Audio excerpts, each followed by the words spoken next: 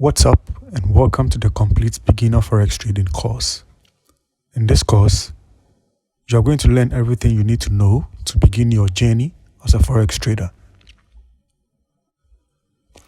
Now, the first question we're going to ask, which is the most simplest question usually asked, is what is Forex?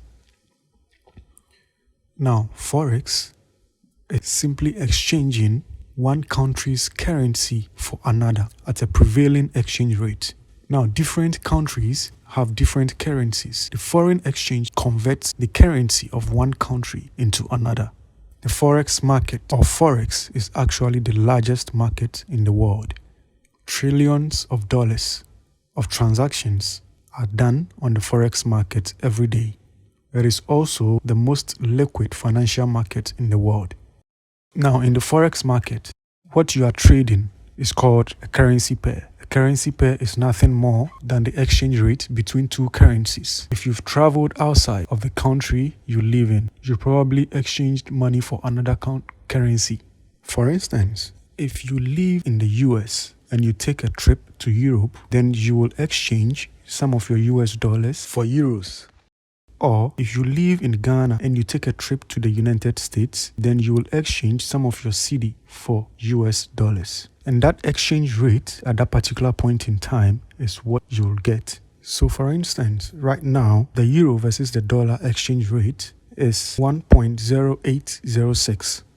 So that means if you go to Europe right now and you want to get €1, then you would have to give them 1.0806 to get €1, because now €1 is worth $1.0806. Now remember, we are trading based on the exchange rate between two currencies, and in this case the euro and the dollar. So the way you will actually make money is when the exchange rate rises and falls, or in other words, when the exchange rate goes up or goes down. Now, these exchange rates fluctuate depending on the strength and weakness of these currencies. When the euro rises in value, you will need more dollars to get €1. Also, when the dollar goes down in value, it's the same way, which means you would again need more dollars for €1. Again, when the euro drops in value, you will need less dollars in order to get €1. And when the dollar rises in value, you will need less dollars in order to get €1. So let's do an example on that right now. Now, what you are making on the Forex market and what you are trading is on the exchange rate. And that is the changing in value or fluctuations in value of these exchange rates. That's the up and down movement in the exchange rate. So when the exchange rate moves from 1.0806 and goes to 1.0906, you make a difference, and that difference is the profit you make. So now that you understand how the Forex market works and what Forex is, the next thing you need to know is what a currency pair is. Now, a currency pair, if you look at the chart right now, what you see at the far right here, these are what we call currency pairs. Let me try to open them well so you could see it well. All right. So you could see them here. We have euro versus the dollar. We have the dollar versus the yen, the Aussie versus the dollar versus the Swiss, the pound versus the dollar, the New Zealand versus the dollar, a whole lot of them. All these ones are what we call currency pairs, right? So each of these currency pairs is made up of two separate currencies. And what you need to understand is each three-letter word represents a currency. So this is a screenshot of which currency is represented by the three-letter symbols. So now we have one currency value against another currency value, giving us a better understanding of the value of a specific currency. So let's take the euro versus the dollar here as an example. It's actually a currency pair that can be traded. And the most popular currency pair in the Forex market. It is made up of two currencies. The first one, the euro, which is called the base currency, and the second one, the US dollar, is called the quote currency.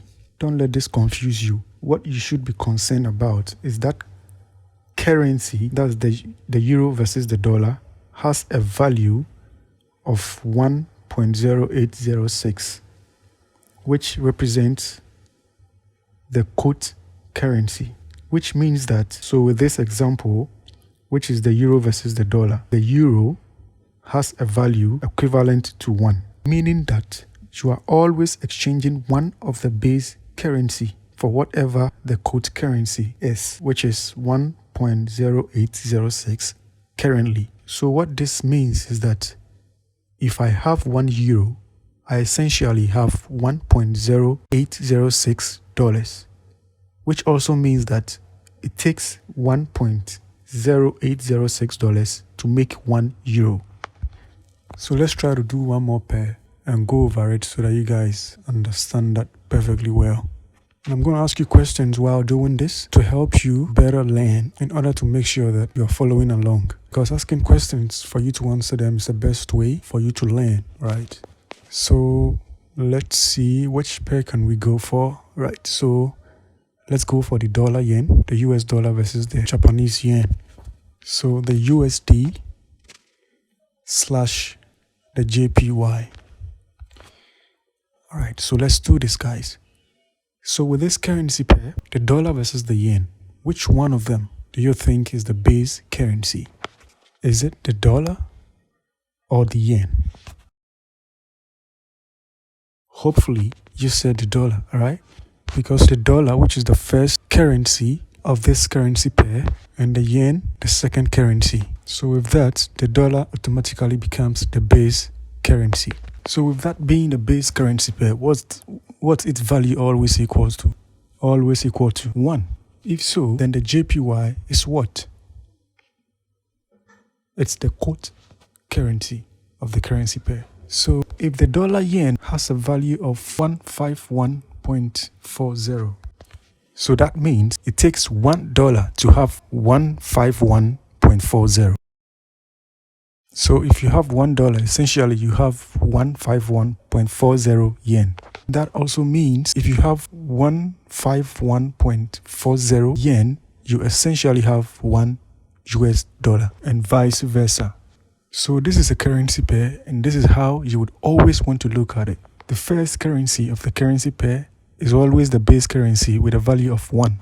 The quote pair is always the one compared to the first currency, which is the base currency of the currency pair. So that was a look at what Forex is itself and also what a currency pair is. In case you were coming into the market as a new trader and needed this lesson, I hope it was valuable for you. And as usual, guys, don't forget to subscribe, like, and leave a comment down below. I'll see you in the part 2 of the lessons.